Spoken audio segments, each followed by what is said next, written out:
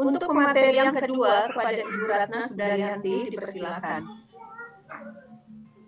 Terima kasih Bu Widati. Selamat pagi Sobat PBG. Apakah suara saya bisa terdengar dengan baik? Selamat pagi Bu. Ibu. Dengar Bu. Dengar. Terima kasih. Baik.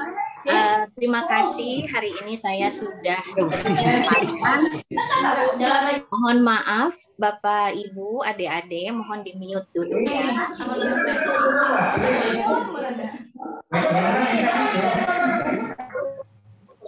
Oke, kita tunggu sebentar ya. Baik.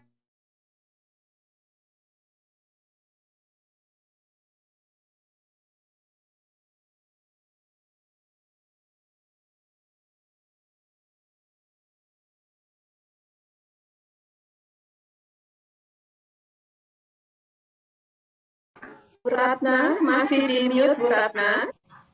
Maaf, tadi sudah terbuka. Ya, terima kasih. Baik, salam bahagia Sobat PPG Karawang.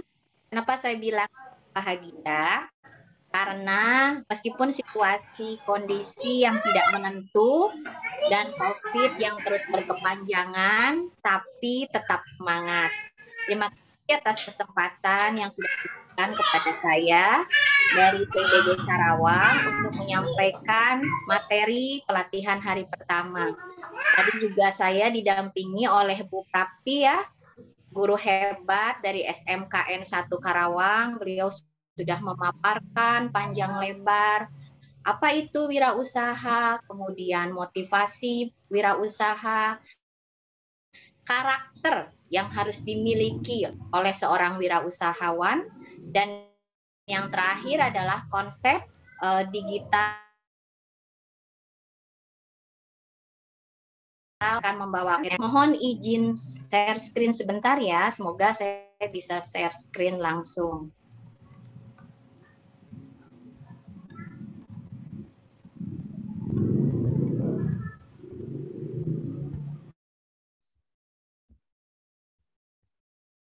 Apakah sudah terlihat? Belum, Bu. Belum, Bu Ratna. Baik, sebentar.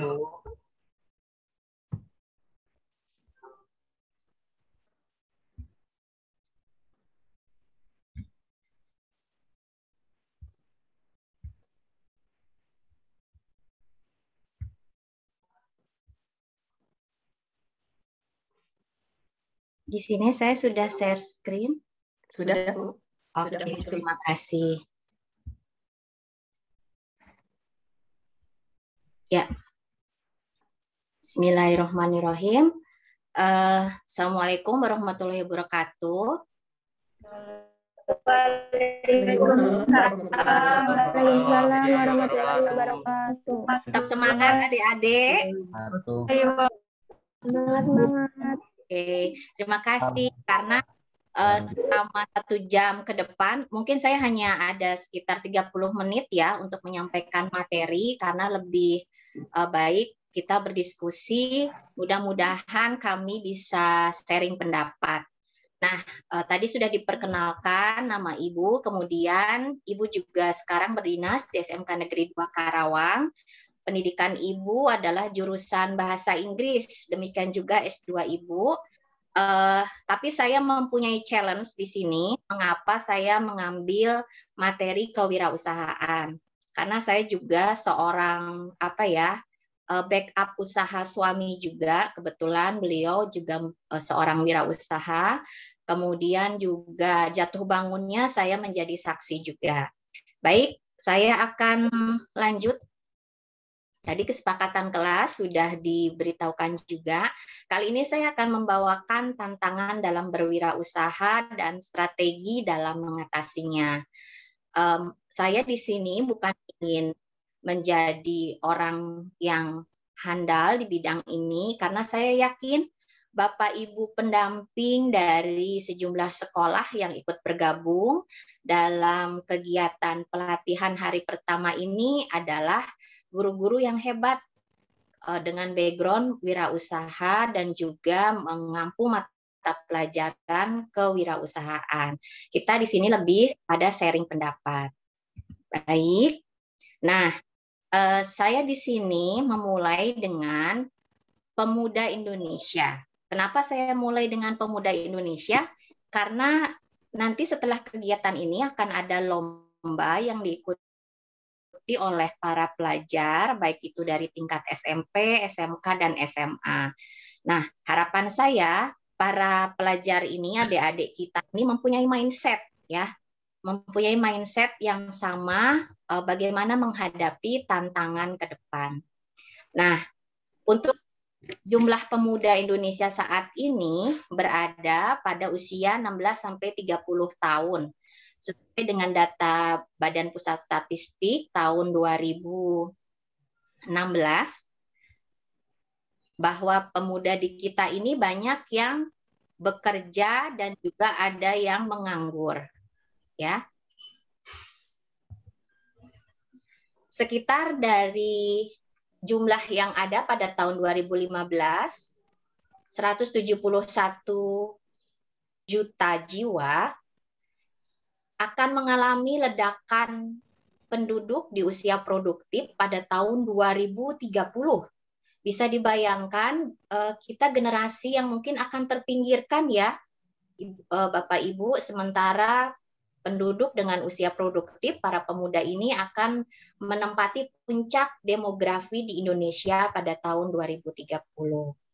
Nah, adik-adik para pelajar tentu pasti sangat mengenal dengan karakteristik pemuda di era digital atau kita biasa menyebut dengan generasi milenial. Yang pertama adalah melek IT seperti tadi yang disampaikan oleh Ibu Wid, ya, bahwa generasi sekarang itu nggak ada deh yang nggak mungkin tidak paham atau tidak aware sama aplikasi ataupun smartphone-nya. Kemudian mereka generasi yang instan ya, tidak mau baca atau literasinya kurang, karena rata-rata itu langsung mencari apa yang menjadi pertanyaan mereka dari mesin pencari. Kemudian juga senantiasa tertarik dengan multimedia, entah itu dari media sosial ataupun dari media yang lainnya. Terus kemudian juga di sini, mohon maaf, membuat konten internet. Nah, sudah banyak YouTuber baru yang tadinya menganggap pekerjaan yang iseng gitu ya, tapi ternyata dari pekerjaan yang iseng ini bisa menghasilkan uang, bisa menambah uang saku. Bahkan Ibu melihat di YouTube itu sudah bukan lagi generasi yang generasi yang di jajaran kita yang kata Bu Prapi tadi jelita ya Bu ya, tapi banyaknya para siswa yang mengupload konten-konten di internet, baik itu di YouTube, di TikTok, dan lain sebagainya. Nah, yang terakhir, mereka biasanya karakteristiknya adalah learning by doing. Artinya, mereka akan senantiasa belajar dari pengalaman untuk dijadikan referensi. Tipikal generasi milenial ini mungkin agak sedikit berbeda dengan generasi kita dulu. Kita biasanya kan suka taat ya atau manut gitu kalau misalkan dinasehati oleh orang tua kita. Tapi mereka lebih condong untuk saya kenapa dilarang? Saya harus mengikuti kata hati saya. Nah, dia akan kepentok mendapatkan pengalaman baru, akhirnya baru menyadari, oh mengapa orang tua saya melarang. Nah, seperti itu. Nah, di sini tingkat pengangguran terbuka pemuda Indonesia. Nah, ini saya ada benang merah ya dengan Bu Prapti tadi. Kenapa sih sebagai pelajar itu saatnya bangkit untuk menjadi wirausahawan? Kenapa? Karena ternyata pengangguran terbuka saat ini itu sudah semakin banyak ya. Dari data BPS Agustus 2018 miris ya, Provinsi Jawa Barat itu menempati peringkat kedua ya, dengan tingkat pengangguran terbuka tertinggi. Di sini Bapak Ibu, Sobat PBG, adik-adik bisa melihat pengangguran dari mulai jenjang SD, SMP, bahkan sampai ke sarjana atau lulusan dari universitas. Nah, dengan kondisi atau fakta yang ada di lapangan, tentunya kita berpikir, apakah kita akan aman dalam mungkin ketika kalian lulus sekolah ya, 5 tahun ke depan atau mungkin 7 tahun ke depan ketika kalian sudah graduated from university, ataukah kalian akan mulai berpikir untuk menjadi seorang wirausahawan? Karena tadi yang dijelaskan oleh Bu Prapti, tidak ada batasan usia. Tidak ada juga ketentuan besarnya modal untuk menjadi seorang wirausahawan. Nah, di sini pada dasarnya setiap orang memiliki peluang yang sama besar untuk bisa menjadi pelaku usaha. Nah, Ibu sampai sini dulu. Ibu ingin apakah ada yang bisa membantu Ibu? Mohon open mic-nya. Tadi nih, Bu Prapti sudah menampilkan video bagaimana dia bisa akhirnya memantik usaha dengan berjualan kopi. Nah, Ibu ingin salah satu atau mungkin 2 orang menceritakan apa sih yang bisa diambil dari video yang bagus sekali kalau menurut Ibu ya, yang tadi sudah diberikan oleh Bu Prapti. Silakan adik-adik, Ibu minta untuk open mic. Apa yang bisa kalian dapatkan dari video yang tadi? Karena Ibu mau mengangkat habis ini tantangan berwirausaha itu seperti apa. Silakan Ibu tunggu. Kita lebih ke interaktif saja ya. Mungkin klik raise hand dulu, Bu Ratna. Takut banyak yang ini. Raise hand dulu. Yang mau, ya. Mohon maaf, Bu Wit, nanti saya dibantu ya. Boleh. Ya, siap. Ini sudah ada, Bu, yang raise hand dari SMA Negeri 1 Rengas Dengklok. Dipersilakan untuk membuka mikrofonnya. Silahkan SMK 1 Rengas Dengklok. Boleh sebut nama dulu ya.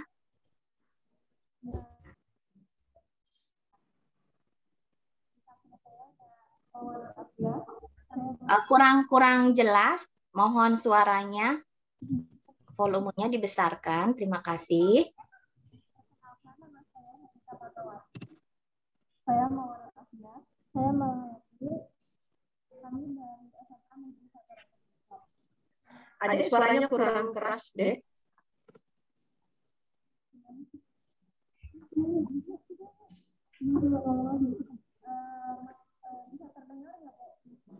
Kecil. Suaranya kecil. Atau terhalang masker.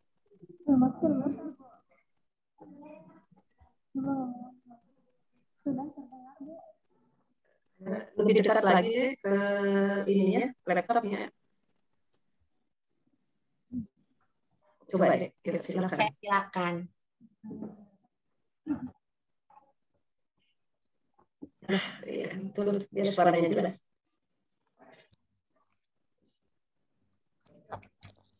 Izin memberikan pendapat video yang tadi, Bu. Baik, silakan.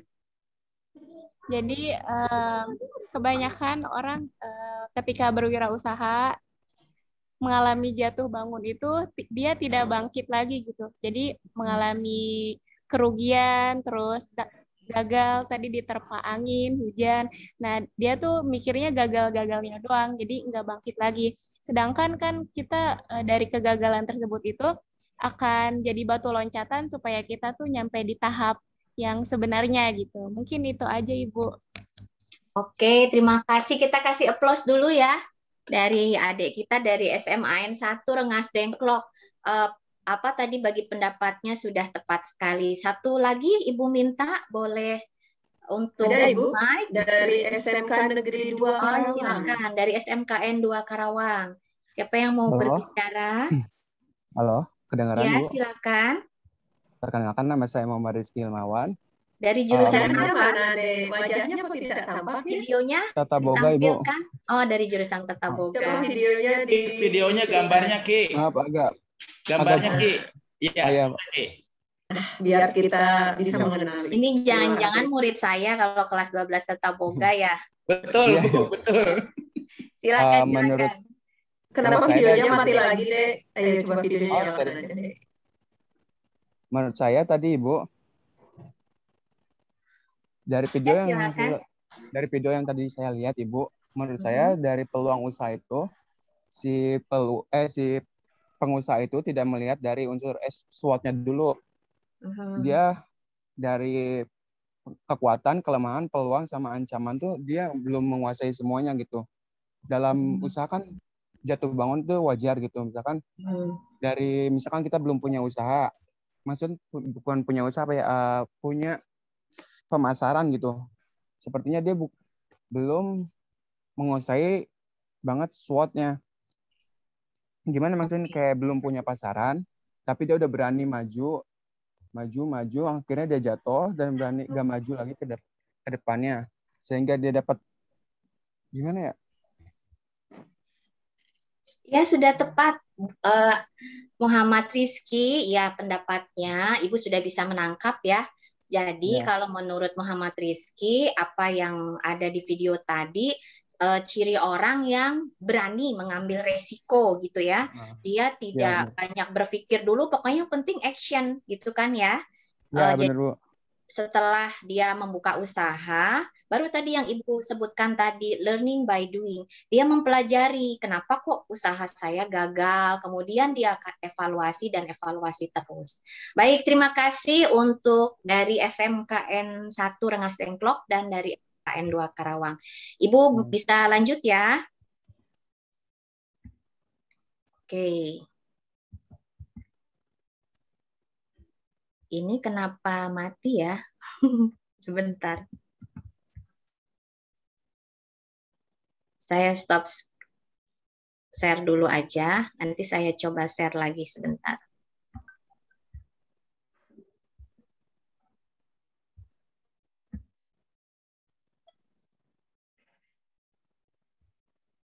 Nah, sudah terlihat? Sudah. Oke, terima kasih. Nah, tadi Bu Prapti kan sudah menampilkan tokoh-tokoh dari pengusaha sukses ya. Ibu juga sama, tapi mungkin dari jenjang umur yang agak berbeda. Kalau tadi kan ada Bob Sadino, ada Sandiaga Uno, terus kemudian, maaf suara Ibu bergema ya?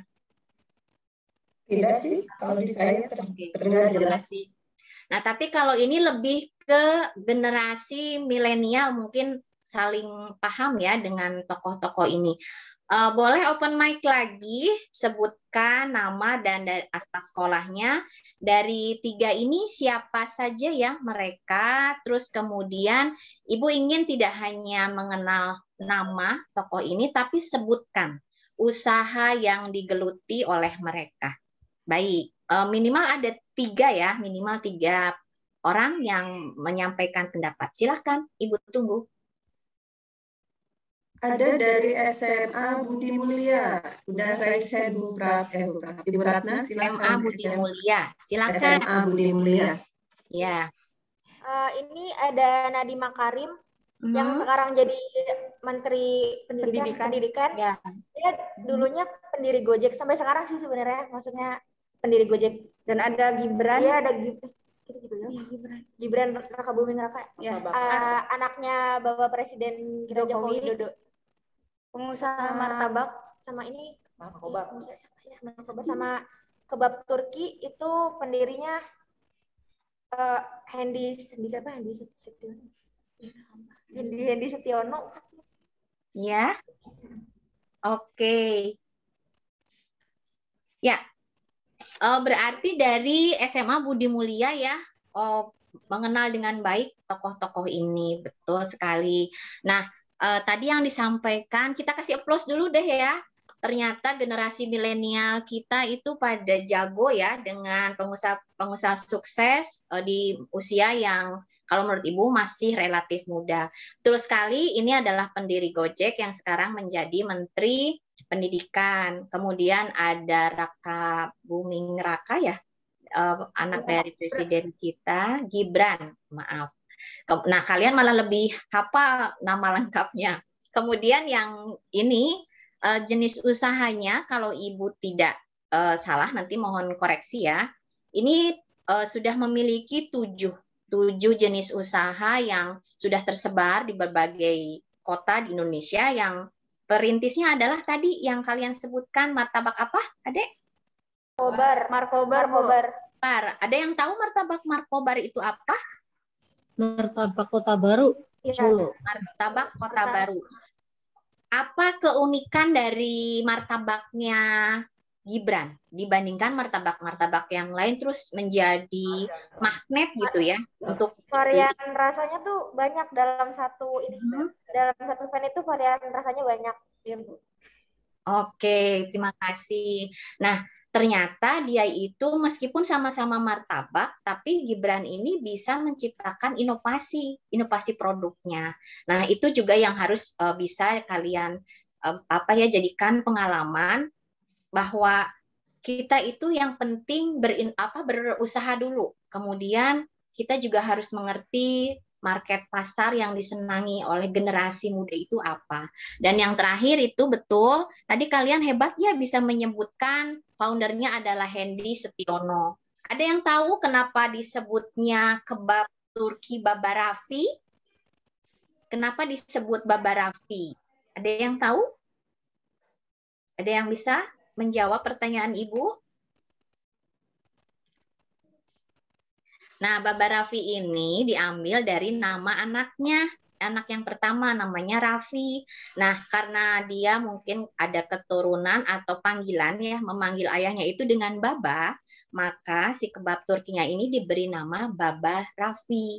Nah, sekarang sudah tersebar lebih dari 1.400 outlet yang ada di Indonesia. Kemudian Gibran ini juga selain martabak Markobar, juga Ibu di sini sudah catat ada Goala. Ada yang tahu Goala? Goala itu produk minuman ya dengan varian rasa. Kemudian ada Mangkoku. Mangkoku itu semacam kayak rice ball. Kemudian ada lagi e-color. E-color itu layanan servis untuk produk Apple dan lain sebagainya. Nah, baik. Dari sini Ibu berharap kalian termotivasi ya. Sekali lagi tadi yang disebutkan oleh Bu Prapti bahwa berwirausaha itu tidak mengenal batasan usia. Kalian pelajar juga bisa memulai dari sekarang. Dimulai dari yang hal kecil yang bisa kalian lakukan ya. Karena peluangnya itu tidak ada yang tidak mendapatkan peluang. Setiap orang mendapatkan peluang yang sama. Baik, Ibu akan lanjut. Ibu akan, nah, baik.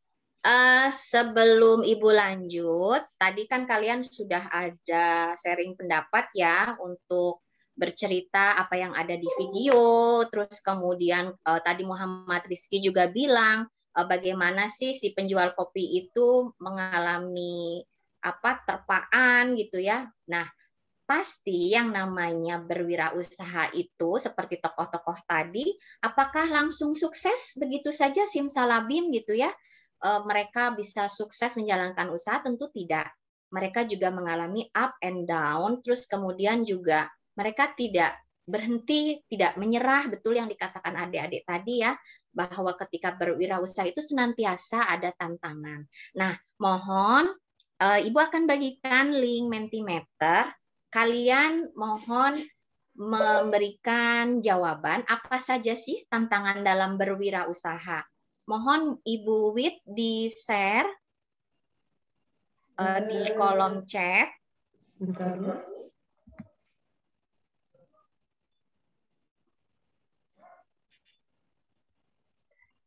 Oh, maaf.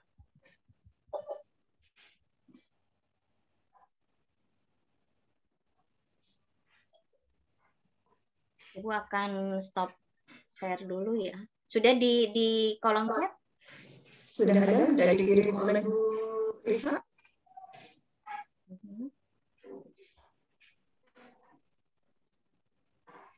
Baik, silakan diisi dulu adik-adik. Boleh juga Bapak Ibu guru pendampingnya, silakan mengisi. Kira-kira tantangan dalam berwirausaha itu apa?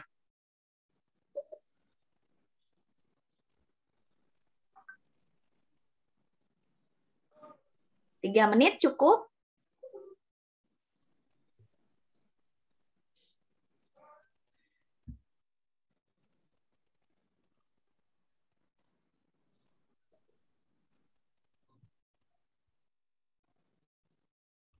Saya akan coba share screen. Oke.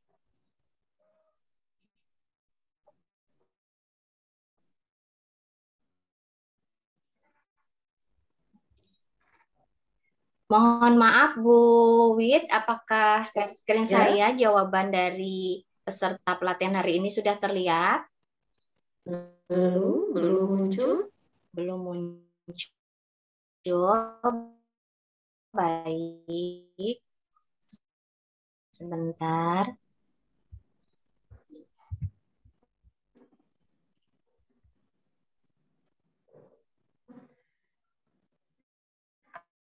Apakah ada kendala? Silakan tuliskan di chat jika ada kendala. Linknya sudah ada di chat room.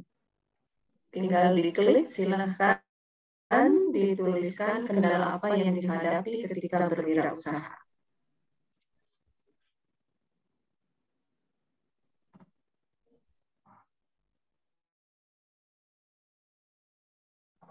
Ya Bu. Saya mengalami kesulitan. Boleh komen. Bagaimana? Maaf, dari SMK Pusat Keunggulan, bagaimana Pak?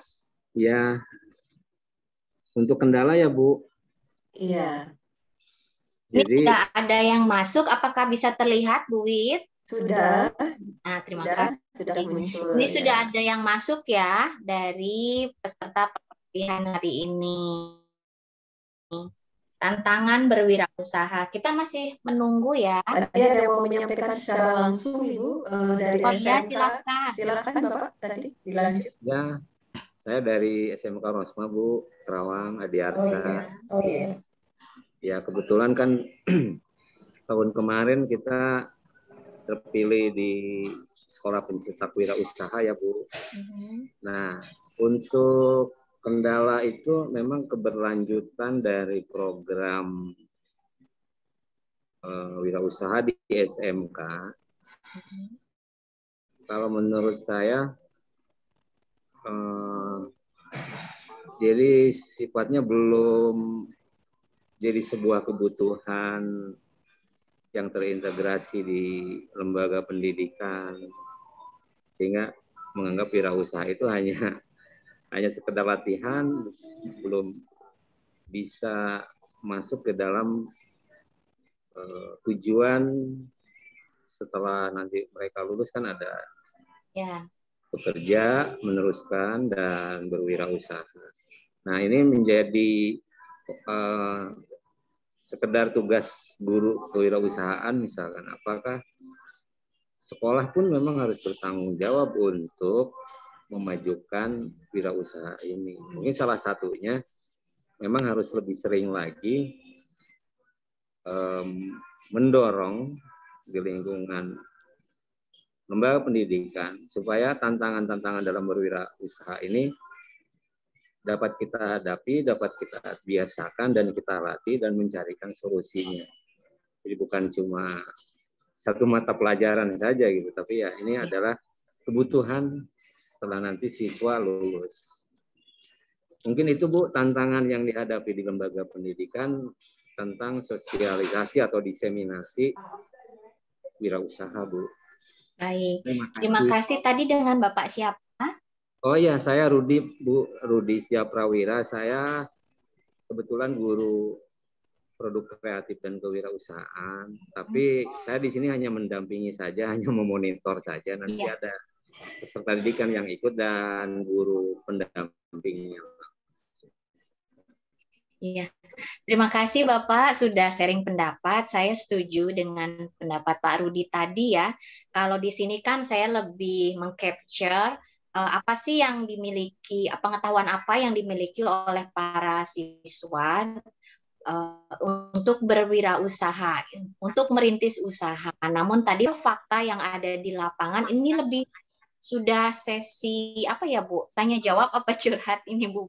Nanti ada Saya akan terakhir coba sesi tanya jawab. ini juga ya, akan coba saya diberi garis merah. Saya sependapat sekali dengan Pak Rudi tadi bahwa kewirausahaan itu ternyata hanya diajarkan secara parsial di sekolah. Nah, kalau Bapak Ibu pendamping ataupun adik-adik kemarin pernah mengikuti talkshow yang pertama, ada yang mengikuti nggak? Talkshow yang pertama itu pembicaranya, narasumbernya Bapak Dr. Acep Supriyadi dari UPI. Nah, beliau memang menjabarkan bahwa kegagalan para entrepreneur muda itu berasal dari sekolah, ya, budaya sekolah yang tidak mendukung anak-anak untuk berwirausaha. Jadi KWU itu hanya di surface, di permukaan saja sebagai bagian ilmu yang terpisah, tapi tidak pernah ada misalkan tadi pendampingan, bahkan ada pendampingan pun terhenti gitu ya. Nah, saya berharap bahwa stakeholder yang ada di sekolah itu bisa bekerja sama dengan para pelaku usaha ataupun mungkin bisa memberikan panduan atau memberikan bimbingan kepada para sekolah dalam tanda kutip guru tamu, misalkan kalau di SMK itu sudah mulai ada, dan juga dukungan dari mulai kepala sekolah dan guru-guru lainnya, tidak hanya dari KWU saja ya. Karena bagaimana sih membangun budaya young entrepreneurship ini sehingga nanti ketika kita menghadapi tadi bonus demografi ya 2030, mereka itu sudah siap menjadi seorang survivor, siap untuk menghadapi kerasnya persaingan di era globalisasi ini. Demikian ya Bapak, dan kita akan bahas nih, sudah ada banyak sekali jawaban dari adik-adik kita ya. Ini saya memang memberikan linknya Mentimeter supaya lebih interaktif, jadi tidak diketahui ya dari siapa-siapanya. Baik, diantaranya di sini tantangan berwirausaha itu ada banyak pesaing, kemudian juga modal, kemudian tantangan berwirausaha siap menerima resiko. Oke, kemudian permodalan dan keberanian untuk memulai usaha, keterbatasan modal, saingan dan inovasi. Kemudian tantangan yang saya alami adalah mulai banyaknya pesaing dengan menjual barang yang sama, namun dengan harga yang relatif murah. Oke. Kemudian hampir sama ya, rata-rata tidak ada modal. Nah, ini ada yang menarik. Tantangan berwirausaha itu zona nyaman, takut gagal, kurang inovasi, dan lain sebagainya. Kemudian dari Muhammad Rizky, masih belum dikenal masyarakat, pasar yang maksudnya? Oke, pasar yang belum luas, masih belum dikenal masyarakat. Kemudian bersaing dengan brand-brand besar. Nah, nanti kita akan kupas ya semuanya, itu berarti sudah memiliki konsep bahwa berwirausaha itu meskipun tadi Bu Prafti sudah mempersuade gitu ya, meningkatkan bahwa diri kita itu mempunyai peluang yang sama, tapi ternyata wirausaha ini nggak kita serta-merta bisa nyemplung gitu ya, asal nyemplung, nyebur, terus ya udah usaha tanpa adanya planning, tanpa adanya proposal usaha dan lain sebagainya. Nah, nanti di hari-hari berikutnya mohon adik-adik tetap mengikuti kegiatan pelatihan ini ya, karena satu materi dengan materi yang akan disampaikan itu saling berkesinambungan. Bagaimana nanti merintis usaha, bagaimana caranya menyusun dan menghitung bagaimana sih cost biaya produksi dan sebagainya ya. Nah, baik, Ibu akan lanjut. Ibu akan stop share dulu ya. Oke. Yang kedua, Ibu masih tetap akan menggunakan Mentimeter. Mohon maaf.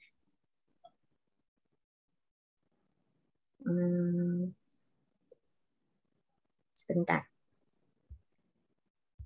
Yang kedua, apakah bisa terlihat, Bu Wid? Terlihat, Bu. Oke.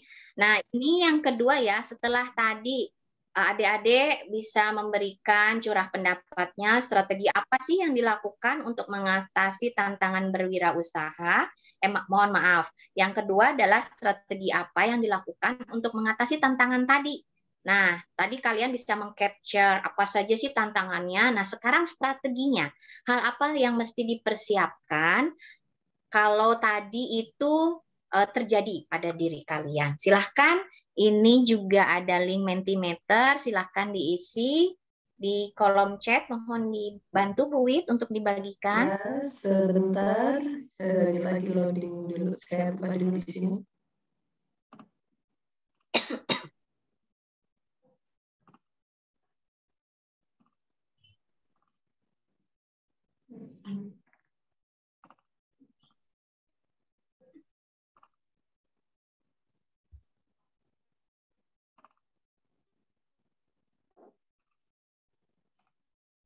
Baik, sudah ada. Silakan adik-adik, Bapak Ibu, Sobat PBG Karawang.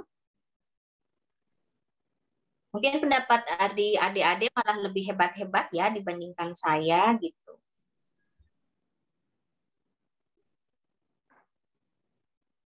Saya beri waktu sekitar 3 menit. Ini di sini Ibu lihat banyak yang nobar ya ternyata. Ada semangat nih, alhamdulillah generasi muda kita ya, tidak hanya di Karawang, tadi ada yang dari Surabaya, alhamdulillah. Oh, ada Subang juga, iya. Oke. Keren-keren. Keren. Update juga ya, ditanya pengusaha Iya, siapa aja. saya itu heran bisa ketemu siapa tadi yang Bapak Raffi itu Bapak Hendi Setiono loh. Padahal saya juga itu googling takut salah nama ya, tapi mereka hebat bisa hafal. Gitu. Berarti mereka calon usahawan. Amin, amin. Baik ya, 1 menit lagi nanti Ibu akan share screen hasil dari jawaban dari adik-adik maupun dari Bapak Ibu. Selama nanti Ibu berdiskusi, bercurah pendapat, mungkin nanti Ibu juga akan memberikan mengambil quote dari beberapa narasumber yang kemarin pernah menjadi narasumber talkshow pertama ataupun talkshow kedua. Karena sekali lagi di sini Ibu bukan pakar seorang wirausaha ya, karena di sini banyak guru-guru pendamping yang lebih hebat. Tapi mungkin Ibu bisa sharing pengalaman nanti di akhir ketika ada sesi tanya jawab. Baik ya, Ibu rasa cukup waktunya. Coba akan Ibu tampilkan. Mohon maaf.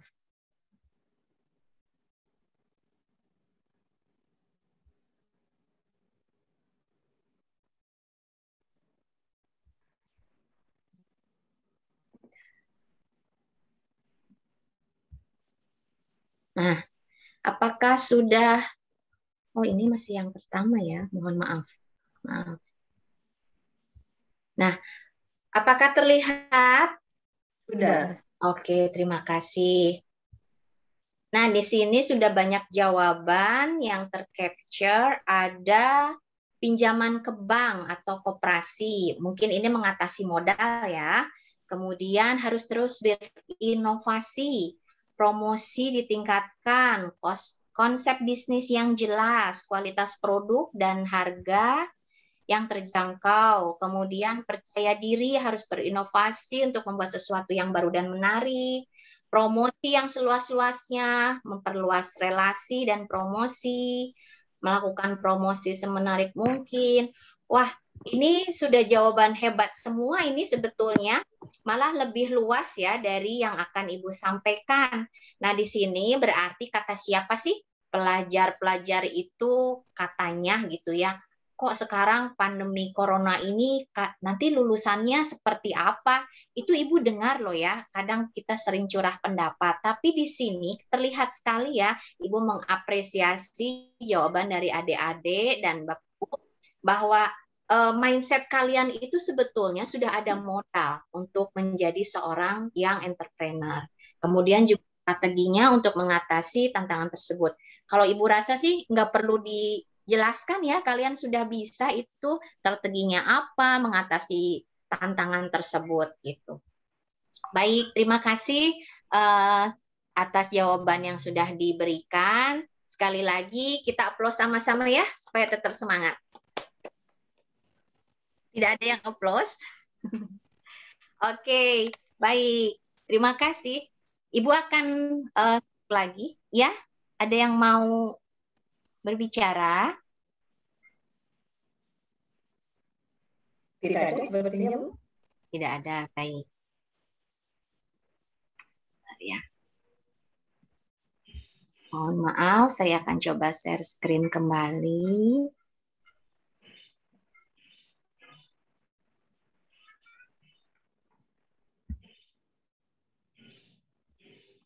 Oke.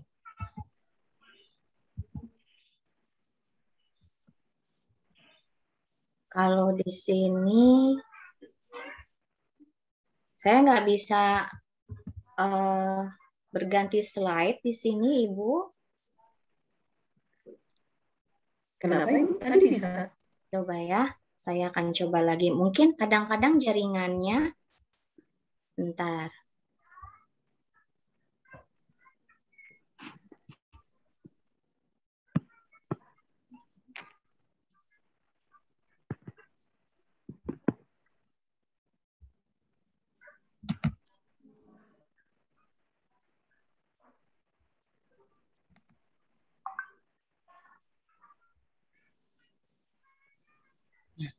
Jadi balik lagi, Bu. Apa? Klik ke bawah.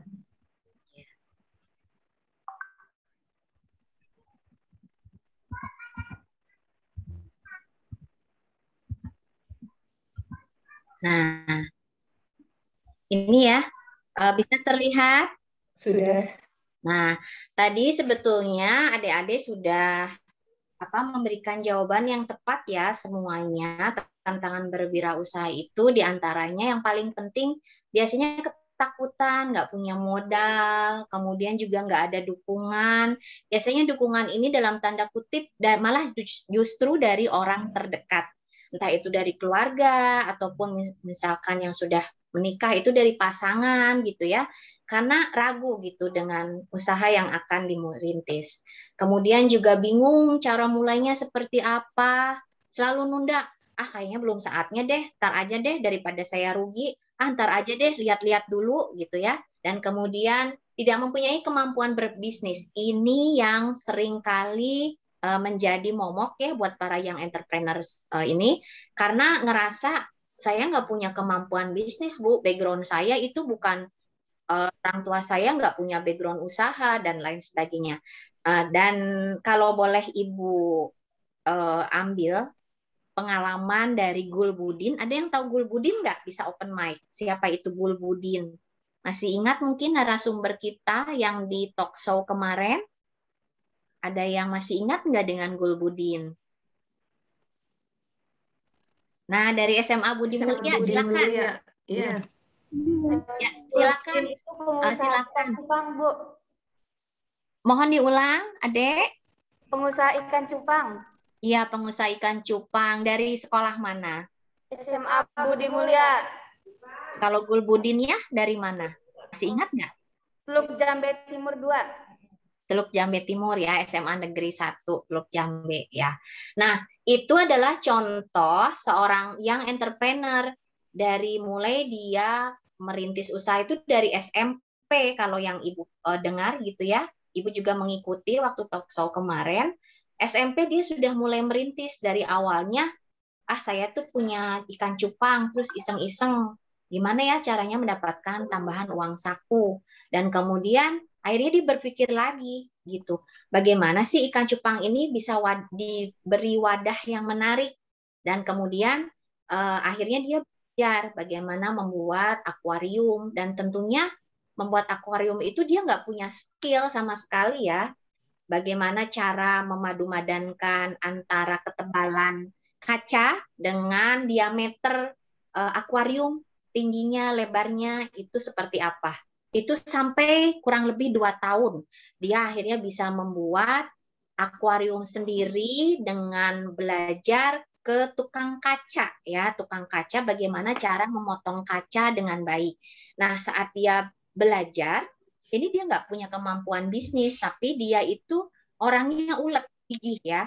Kemudian tiap hari nongkrongin penjual akuarium dan maksudnya nanya-nanya, tapi sama si penjual akuariumnya nggak dikasih ilmunya karena takutnya nanti akan menjadi pesaing. Nah, tapi dia punya mental seorang karakteristik seorang wirausahawan ya yang tadi disampaikan oleh Ibu Prapti. Dia tuh nggak pantang menyerah.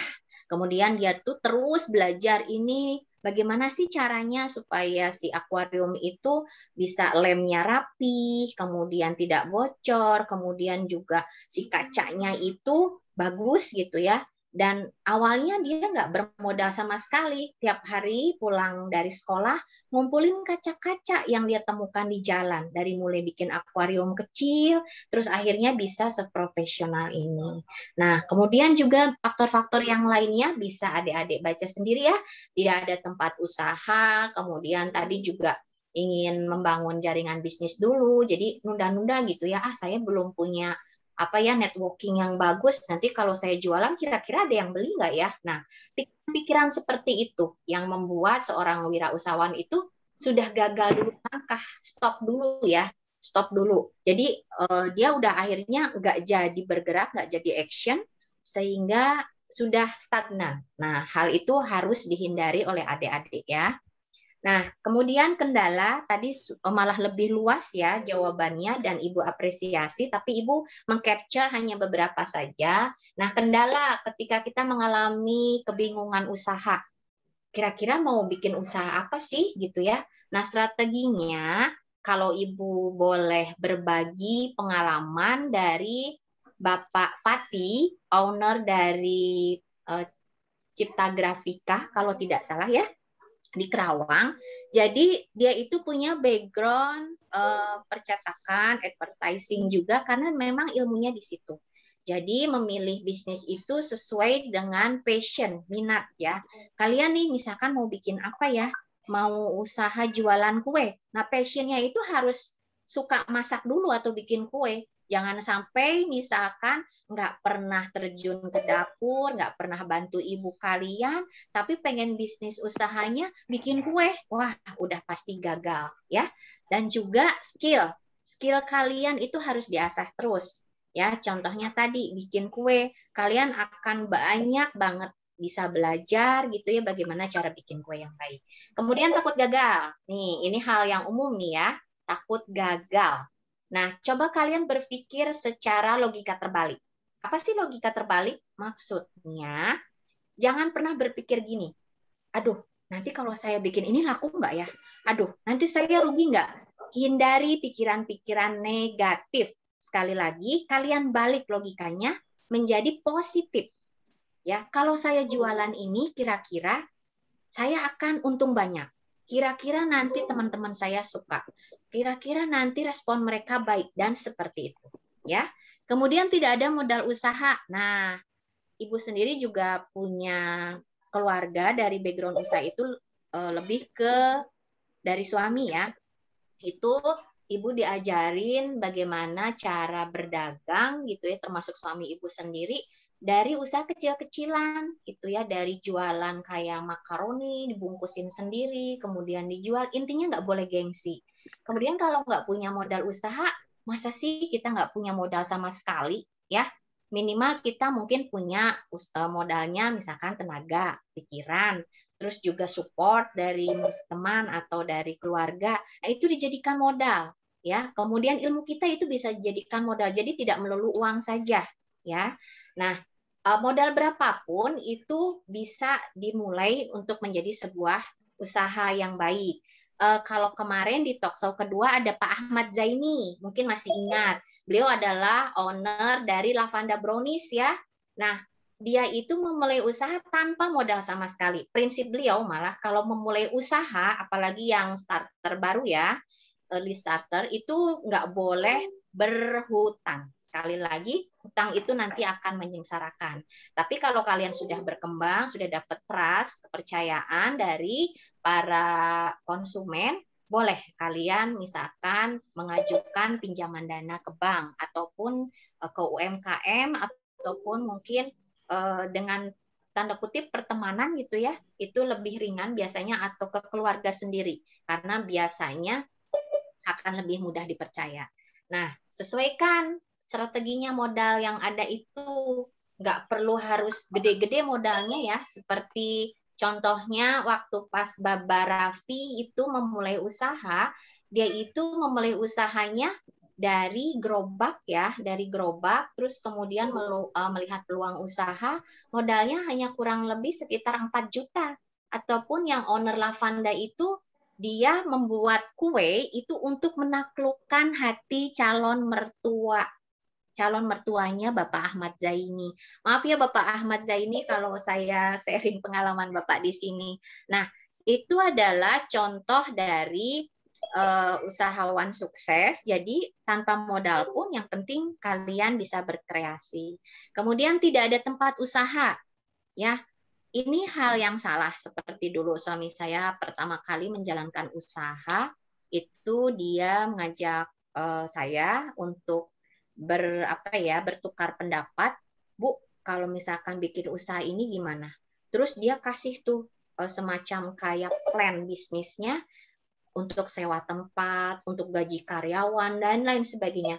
Sehingga ibu sendiri nggak punya ilmu di bidang usaha, ini shock gitu ya dengan modal pertama, kemudian juga harus nyewa tempat. Nah, caranya gimana? Nah, caranya kita bisa menjalankan bisnis dari tempat tinggal kita sendiri. Contoh, kita berjualan barang secara online. Ataupun kita misalkan bisa dari tadi relationship ya, pertemanan, ada tempat yang nganggur nih. Terus kita ajak untuk misalkan nanti bagi hasil. Pak, tempatnya dipakailah Pak. Nanti misalkan saya nggak mampu nyewa, tapi nanti bagi hasil. Seperti itu ya. Kemudian tidak punya kemampuan berbisnis, tadi juga sudah Ibu kupas ya. Jangan pernah merasa kalian tuh nggak punya ilmu sama sekali. Kalau nunggu kalian, saya harus banyak dulu baca buku, saya harus minimal punya pengetahuan dulu, itu nggak akan jadi-jadi usahanya. Tapi kalian bisa sambil belajar, sambil terus mengevaluasi usaha yang kalian rintis itu berjalan nggak dengan baik. Caranya gimana? Caranya kalian gabung dengan komunitas usaha UMKM, ya. Kemudian juga seperti yang kalian ikuti hari ini, mengikuti seminar dan pelatihan kewirausahaan. Banyak membaca. Kata siapa sih kalau orang yang sudah sukses itu stop gitu ya belajar? Tidak ada. Tapi terus harus menerus belajar. Karena banyak pesaing kompetitor yang akan meniru produk kita, ya. Nah, bagaimana kita bisa memberikan value terhadap produk yang kita jual sehingga kita tidak kehilangan segmentasi pasar. Kemudian takut meninggalkan pekerjaan, ya, takut meninggalkan pekerjaan. Ini hal yang umumnya melekat pada para perintis usaha awal karena dia sudah merasa nyaman dengan gaji yang sudah bisa terkalkulasi tiap bulannya sekian gitu ya. Tapi kalau saya harus usaha, aduh gimana ya nanti. Nah, kemudian tapi karena pandemi ini akhirnya banyak orang yang belum siap usaha tiba-tiba di PHK. Nah, pas udah di PHK bingung nih. Aduh, saya mesti bagaimana ya merintis usaha? Dapur harus ngebul, anak saya mau dikasih apa? Dan seperti itu. Nah, jadi mulailah kalian merintis usaha, adik-adik. Meskipun kalian banyak tugas, kalian bisa gunakan smartphone kalian dengan jualan online contohnya ya.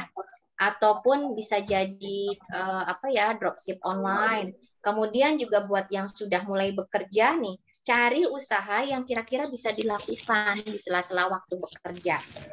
Tapi kalau mau jadi pengusaha yang benar-benar sukses dan nanti bisa meningkatkan bisa dapat untung. Mohon maaf. Suara Ibu masih bisa terdengar? Dengar, Bu Ratna. Oke, terima kasih.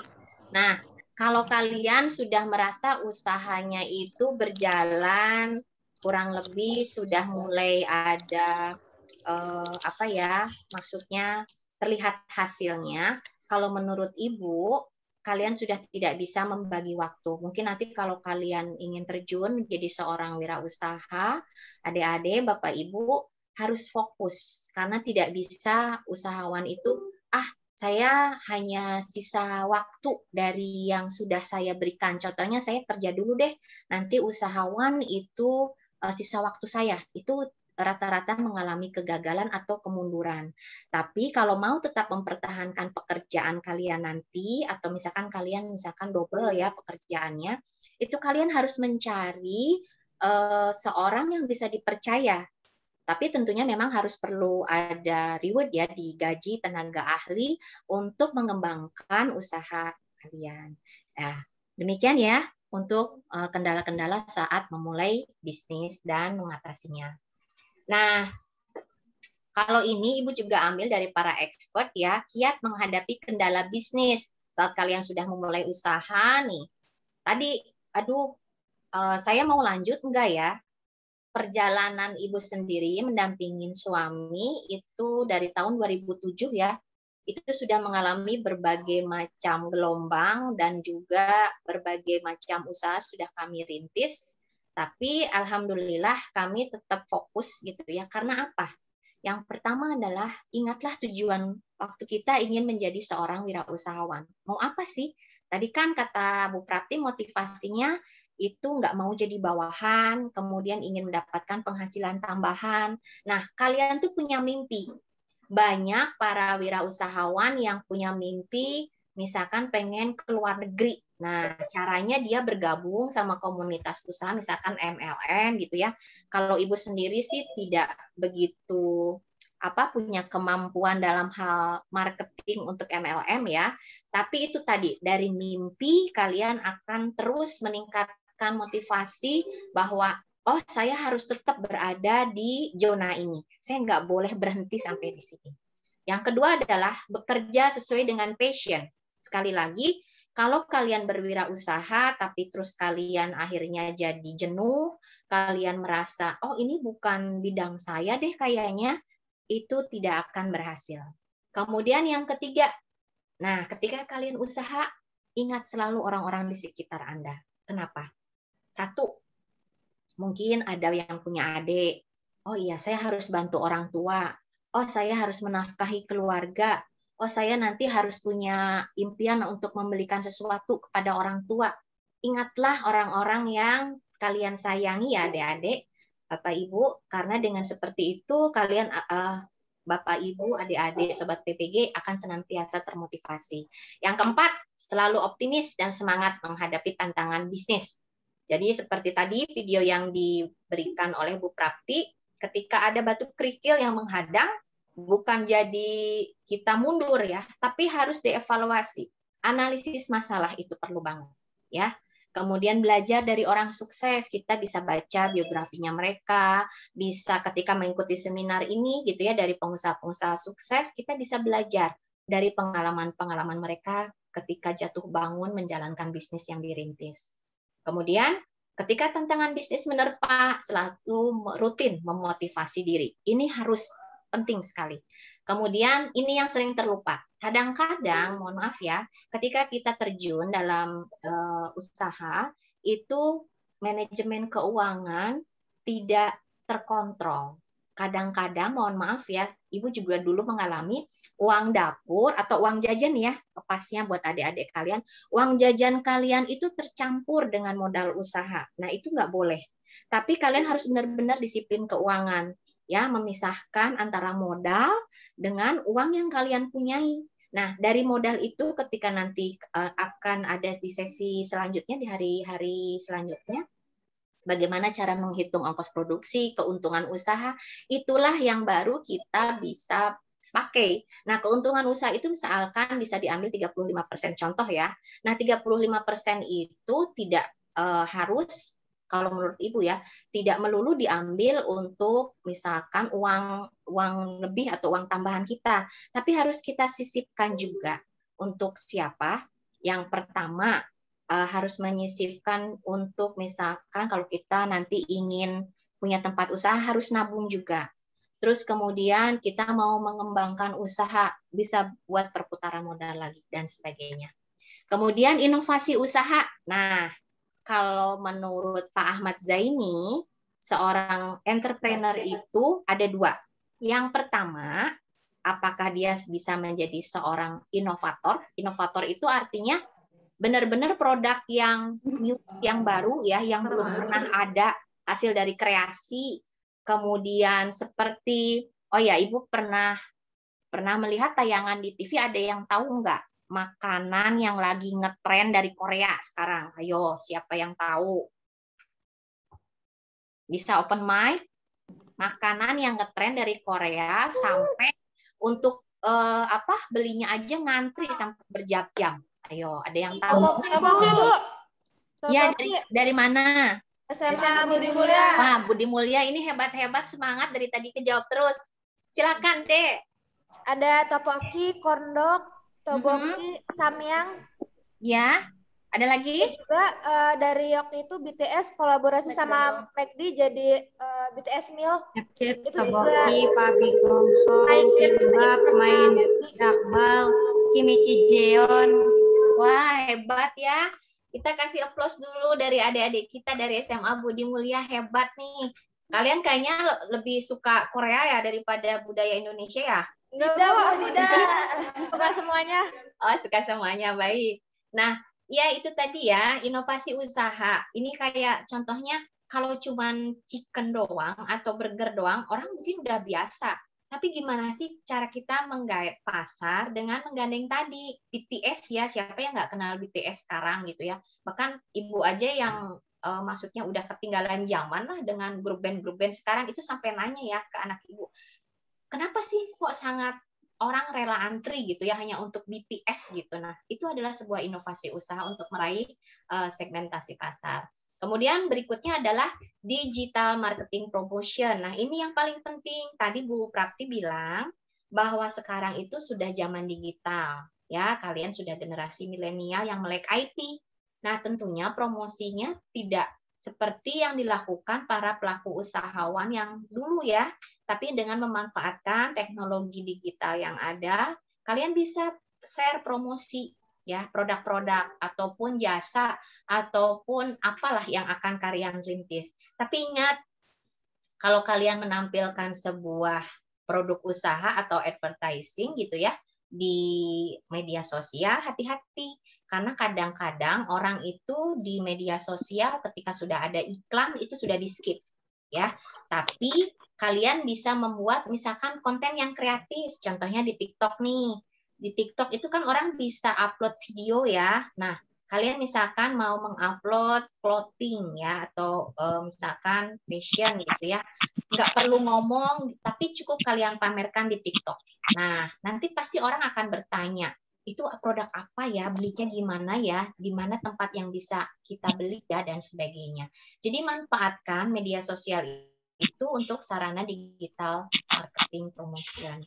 Dan yang terakhir, sekali lagi, jangan lupa berbagi. Ketika kalian sudah bisa merintis usaha, mendapatkan income lebih, ataupun mungkin kalian merasa, oh Bu, saya keuntungannya nggak banyak kok, gitu. Tetap harus berbagi, karena kita sebagai makhluk sosial, makhluk Tuhan, gitu ya, ada uang yang di-save, ada uang yang untuk diberikan. Karena kalau menurut ajaran Islam, dan juga karena kita berada dalam wilayah Indonesia, yang syarat dengan nilai-nilai Pancasilais gitu ya, kita harus berbagi karena tidak semua orang bisa hidup selayak dan seenak yang kita rasakan. Banyak di bawah kita yang lebih membutuhkan. Itu saja mungkin yang kiat menghadapi usaha. Sedikit lagi ya, mengingatkan Ibu. Ya, Bu Ratna, waktu tinggal sedikit lagi karena kita masih ada sesi. Ada berapa menit lagi, Bu? Sebenarnya sudah habis sih. Oh, sudah habis. Baik. Ya. Baik, saya izin sedikit saja ya di sini dari narasumber kita, Bapak Dr. Acep Supriyadi. narasumber talkshow pertama, ini sebetulnya ya dari sekian banyak kiat menghadapi bisnis, solusi mengatasi tantangan seperti apa. Satu, mental tangguh. Nah, mental tangguh itu tadi sudah disampaikan oleh Bu Prapti ya, bagaimana karakteristik seorang wirausahawan. Dan tadi dengan modal berani, modal nekat itu juga bisa ya untuk menjadikan diri kita bermental tangguh. Tapi tentunya juga harus diikuti dengan persiapan dan planning yang matang. Nah, bagaimana sih kita bisa mengubah tantangan menjadi peluang? Nah, ini yang paling menarik ya. Tantangan, jangan jadikan tantangan atau misalkan kesulitan-kesulitan yang kita temukan itu sebagai batu sandungan, tapi jadikan itu peluang ya, celah untuk meraih kesempatan berwirausaha. Tadi kan banyak ya dari masa pandemi ini banyak yang usahawannya gulung tikar, tapi banyak juga usahawan-usahawan baru yang karena mengerti segmentasi pasar tadi, contohnya obat-obatan, hand sanitizer, disinfektan, masker, face shield, dan lain sebagainya. Obat-obatan itu yang paling menempati urutan pertama. Ya, intinya kita pandai membaca peluang. Caranya seperti apa? Caranya kadang-kadang kita itu banyak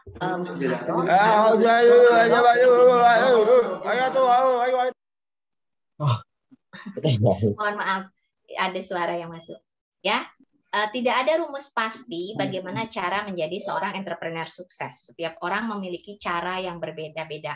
Bisa jadi apa yang disampaikan oleh pengusaha sukses A itu tidak bisa kita terapkan karena kendala yang dihadapi tentu berbeda situasinya. Tapi kita bisa mengambil pengalaman dari pengalaman mereka gitu ya. Kemudian ini yang paling penting untuk menjadi seorang wirausahawan. Sekali lagi harus ada tekad kuat untuk mulai dari minat dan bakat yang dimiliki, kemudian memiliki target, fokus, dan konsisten. Sekali lagi, konsisten, fokus, dan target. Karena kalau sudah fokus, kita akan konsisten, dan juga kita akan memiliki target. Ya, mau dibawa kemana nih usaha kita nanti? Apakah mau stagnan atau seperti apa? Ya, terima kasih. Itu mungkin yang bisa Ibu sampaikan. Terima kasih atas apresiasi kalian, kehadiran kalian, dan mudah-mudahan kita bisa melanjutkan di hari-hari berikutnya. Terima kasih, Bu Wit. Saya kembalikan kepada Ibu. Assalamualaikum warahmatullahi wabarakatuh. Waalaikumsalam warahmatullahi wabarakatuh. Demikian tadi paparan dari Bu Ratna tentang tantangan berwirausaha dan teknik mengatasi kendala di lapangan. Kemudian yang pertama juga sudah dipaparkan oleh Bu Prapti. Sekarang kita memasuki sesi yang terakhir. Nggak kerasa ya Bu Wit, ternyata ngobrol-ngobrol itu udah habis waktunya ya, hampir pukul 12. Saya akan kasih kesempatan kepada satu perwakilan dari siswa SMP, satu perwakilan dari SMA, satu SMK, dan satu pendamping. Silakan yang ingin sharing, berbagi, atau bertanya untuk klik raise hand-nya dan membuka mikrofonnya. Silakan.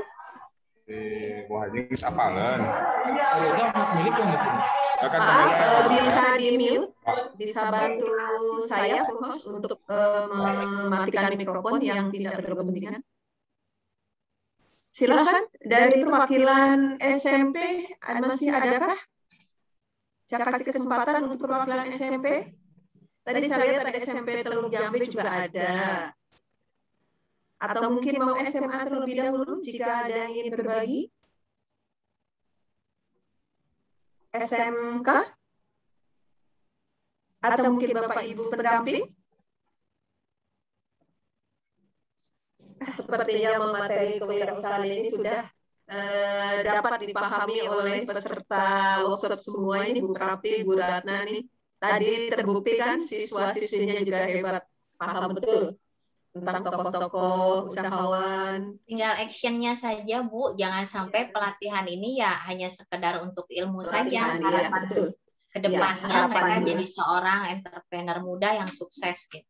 Betul, jadi tidak hanya mengikuti pelatihan saja, tapi harapan tadi juga seperti himbauan dari Bapak Haji bahwa harus mampu mengimplementasikan nanti di sekolah. Mungkin yang siswa-siswi bisa diimplementasikan di sekolah, mulai bisa membuka usaha apa aja, atau kalau sekarang masih belum masuk sekolah bisa merintiskan sekarang sesuai itu adalah dengan melalui online. Bagaimana? Ada yang ingin berbagi, bertanya, saran, pendapat, ditunggu?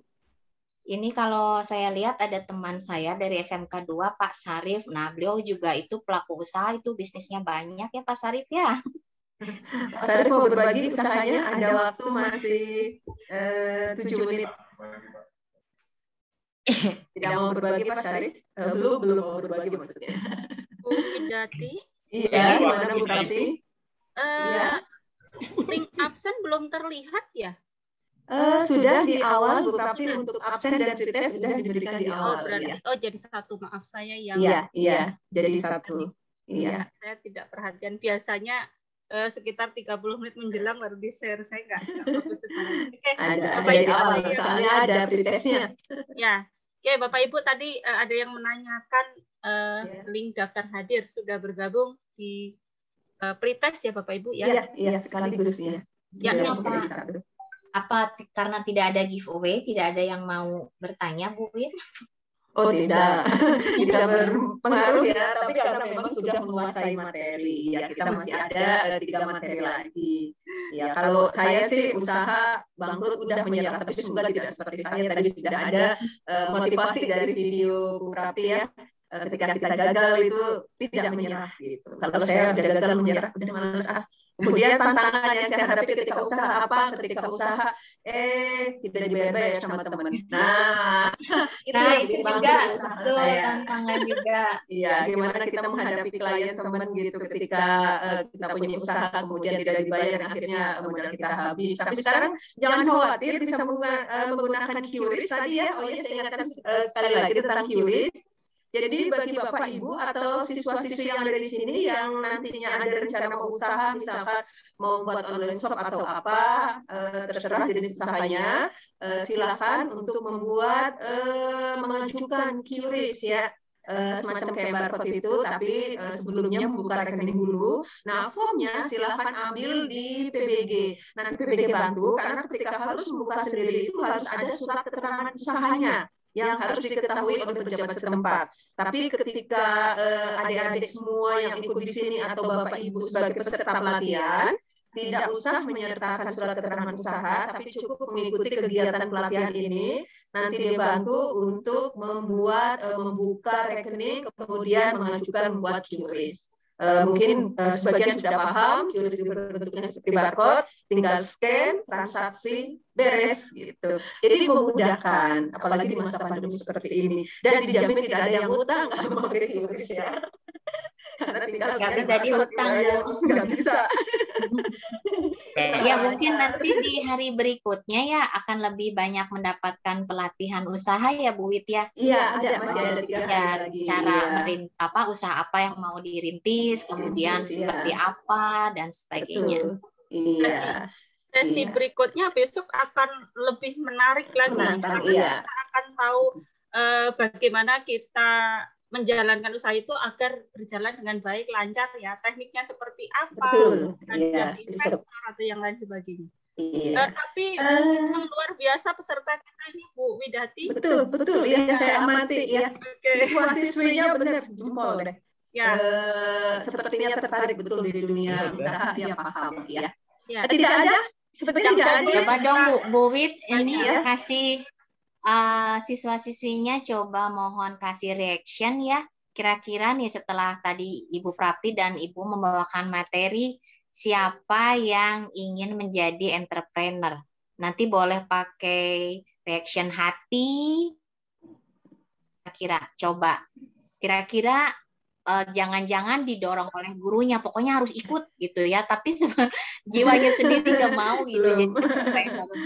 Mungkin belum Bu, setelah mengikuti ini barangkali ya sambil boleh berikan reaction kalian dengan berikan lope-lope ke Bu Ratna dan Bu Prapti, ke saya juga boleh sih.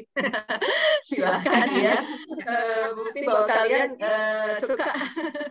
Bisa jadi dari adik-adik ini, Sobat PBG ini justru nanti malah bisa menjadi yang menopang perekonomian keluarga ya dengan kondisi seperti ini. Karena lebih paham IT dibanding dengan generasi-generasi orang tuanya misalnya. Manfaatkan ini dengan baik, malah bisa menjadi peluang usaha dan bahkan menjadi penopang ekonomi utama dalam keluarga itu. Kalau kita disebutnya digital imigran, Bu, jadi orang yang baru melek digital gitu. Sementara mereka itu natif digital gitu. Memang benar-benar generasi digital asli gitu. Betul. Ini tidak ada yang mau bertanya dari SMAN 1 Ciampel, ini muridnya Pak Rudi Yana nih. Iya. Saya ambil foto sekalian ya, sekalian saya ambil foto dari tadi baru slide 1, sekarang ke slide 2. Tapi jika sambil ada yang bertanya silakan saya sambil ambil foto di sini. Sekarang slide 2. Saya mau bertanya, boleh? Silakan Bapak. Iya. Terima kasih Bu. Saya Apudin ingin bertanya. Sebenarnya tadi materi yang dari instansi mana, Bapak? Dari sekolah mana? Dari SMA Pagelaran, Bu. Oh, Pagelaran Subang ya, Pak? Ya. Oh iya. Begini Bu, pertanyaan saya tadi untuk materi mah insya Allah lah. Ditujukan buat siapa, Pak Aipudin? Boleh untuk Ibu juga untuk Ibu Prapti. Bangga. Iya, begini Bu. Maaf Bapak, izin sebentar ya supaya semua menyalakan kamera supaya lebih ini sambil mendengarkan semua tolong kamera dinyalakan. Terima kasih. Silakan Pak dilanjut. Begini Bu, pertanyaannya. Jadi sebenarnya masalah kewirausahaan ini yang menurut kami itu agak perlu mendapat perhatian adalah masalah mentalitas. Jadi mentalitas di kita ya, itu mayoritas itu sekolah atau melanjutkan ke jenjang pendidikan yang lebih tinggi itu untuk jadi pekerja. Nah, karena kan udah disabet Bu Batur. Itu jadi pekerja. Jadi kan dipanggil udah disabet duluan ya. Karyawan swasta misalkan. Nah, itu yang mentalitas seperti itu tuh masih dominan itu, sehingga itu yang menjadi tantangan kita mungkin sebagai entrepreneur dan penggiat wirausaha itu, supaya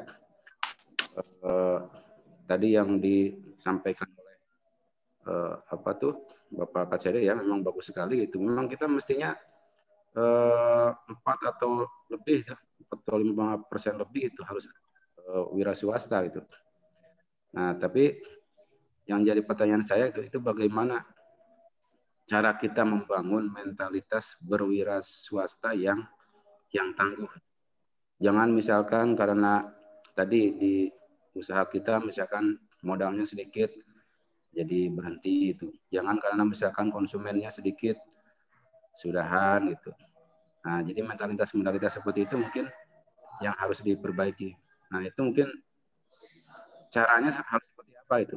Ini juga cara kami mungkin meyakinkan kepada siswa ya, kepada peserta didik supaya tangguh di dalam berwira swasta. Itu saja mungkin pertanyaan dari saya. Terima kasih. Assalamualaikum warahmatullahi wabarakatuh. Waalaikumsalam. Silakan Bu Ratna atau Bu Prati untuk menanggapi dari Pak Apudin.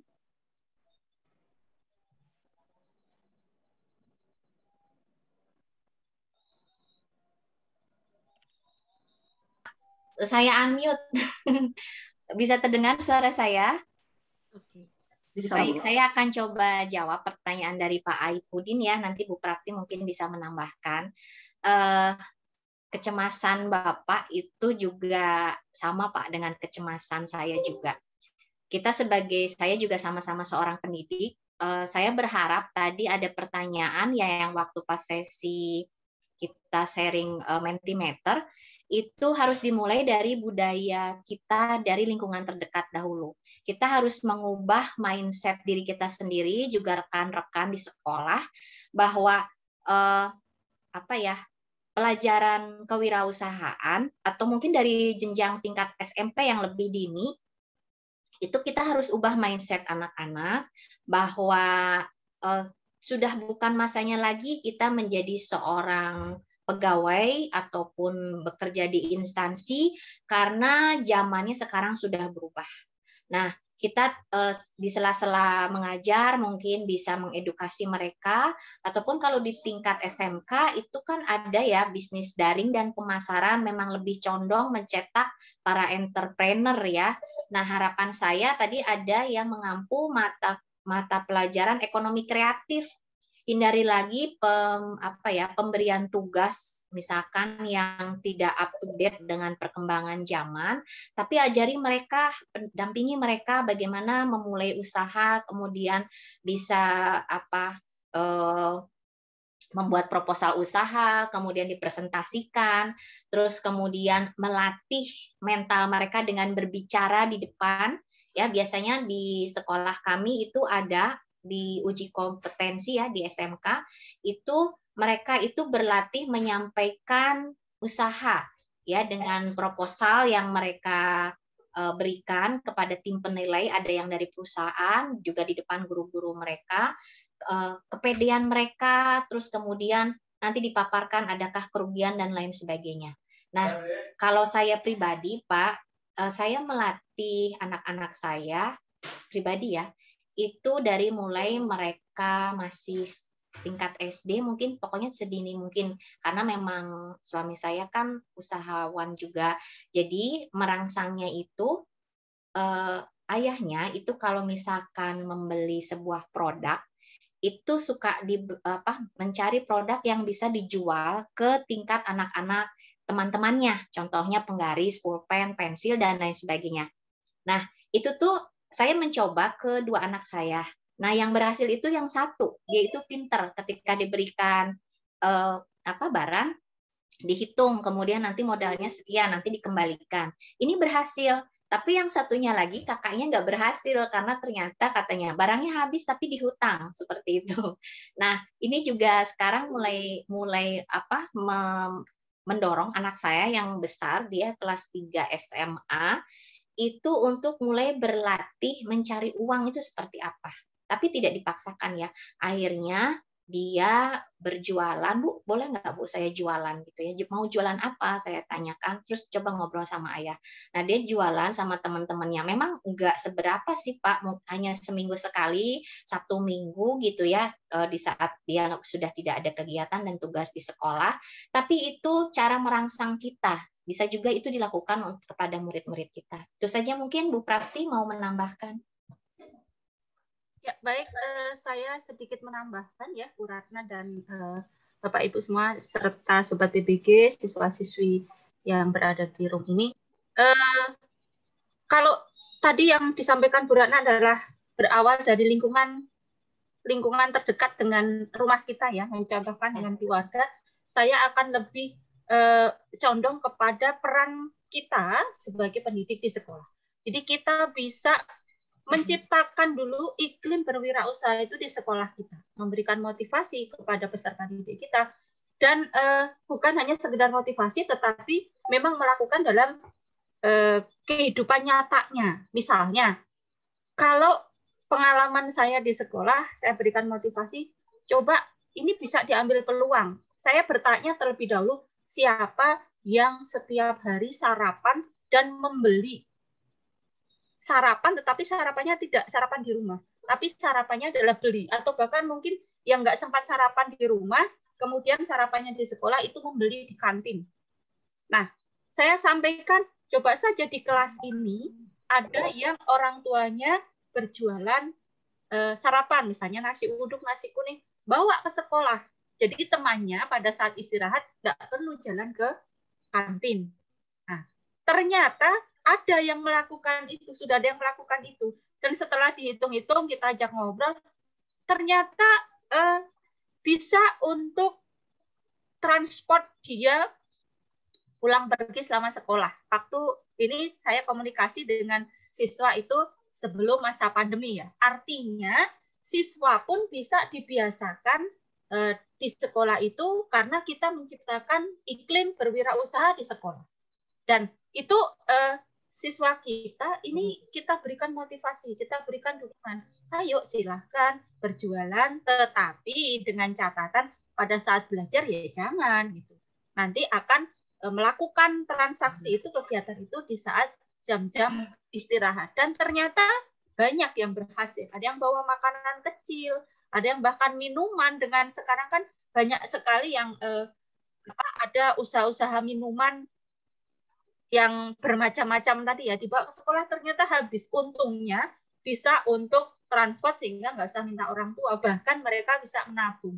Dan ternyata ada yang sampai bisa berhasil bukan hanya di situ, bahkan sekarang sudah kerja pun mereka pulang pergi itu sambil membawa dagangan dia titipkan. Nah, itu salah satu. Jadi kita sebagai guru, sebagai pendidik juga harus menciptakan iklim berwirausaha meskipun kita sendiri bukan guru produk kreatif dan kewirausahaan. Jadi kewirausahaan nantinya akan dianggap bahwa oh, kewirausahaan itu penting, bukan hanya sebatas mata pelajaran yang diberikan, yang diajarkan oleh Bapak Ibu guru kewirausahaan atau produk kreatif dan kewirausahaan, tetapi semua guru mata pelajaran itu akan berkontribusi di sana. Nah, tentunya ini memerlukan visi misi yang semuanya harus klop di antara Bapak Ibu di sekolah masing-masing. Dan ini setuju sekali dengan program pemerintah yang saat ini sedang digalakan. Saya rasa seperti itu, Bu.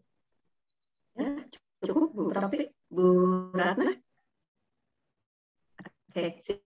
Iya. Bapak Ibu Sobat TBG, Bapak Ibu hebat, pendamping. Ya, gimana Bu Ratna? Ya. Tempatnya Ibu Prati. Sedikit waktu lagi ya, Bu.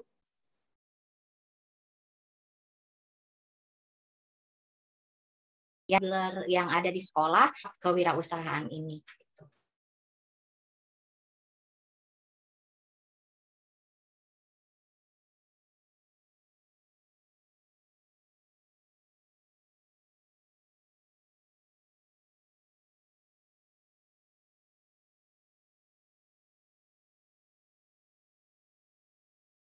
Ya, besok untuk pukul 8 karena hari Jumat.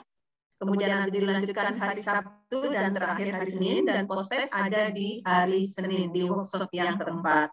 Terima kasih sudah bergabung dengan kita. Kami mohon maaf jika ada kekurangan, baik dari saya pribadi, kemudian dari para narasumber. Kami minta maaf yang sebesar-besarnya. Terima kasih kepada Putra Sampurna Foundation, kemudian dari KCD Wilayah 4 Provinsi Jawa Barat, dan semua yang hadir di sini. Ditutup kegiatan pada hari pertama ini. Terima kasih semuanya. Assalamualaikum warahmatullahi wabarakatuh. Waalaikumsalam warahmatullahi wabarakatuh. Silakan jika akan kita ketemu besok. Terima kasih. Terima kasih. Makasih, Bu. Sama-sama.